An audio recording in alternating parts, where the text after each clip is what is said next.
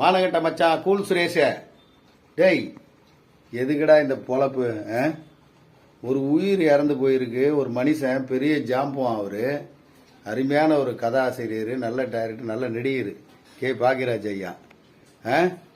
அவர் நடிச்சு பேரும் புகழ் ஆனது முந்தானி முடிச்சுன்றது எல்லாருக்கும் தெரியும். அந்த முருங்கான்ற சமாச்சாரம் சாவு வீட்டுக்கு போட்டோ எடுத்துன்னு முருங்காவோட வர மாதிரி ஒரு நடிப்பு. டேய் முதலமைச்சர் விஜய் ஐயா ஒரு சிங்க பொண்ணு திட்ட ஆரம்பிக்கிறாரு. அதில் ஒரு திருநங்க மாதிரி போய் வேஷம் போட்டு உட்காந்து ஏமாத்துறேன்.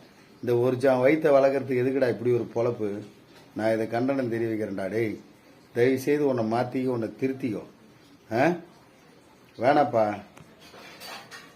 நீ என்னென்னவோ பண்ணி பார்க்குற. எந்த டைரக்டராவது கூப்பிட்டு உன்னை நடிக்க வைக்கிறாங்களா? எந்த ப்ரொடியூசராவது?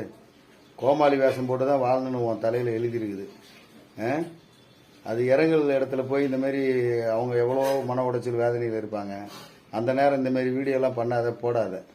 உண்மையாக நீ கண்ணீர் அஞ்சலி பண்ணணும்னா போய் பாரு. அவர் வீட்டு நாய் கூட அந்த பாக்ஸை சுற்றி சுற்றி வருது. பாக்யராஜ் ஐயா வளர்த்த நாய்.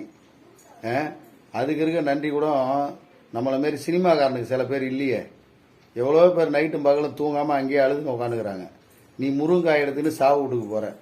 நீலாம் என்னடா டேய், என்ன சொல்கிறது? உன்னெல்லாம் நல்ல மனுஷனாக இருந்தால் இதெல்லாம் மாற்றிக்கோ, சரியா?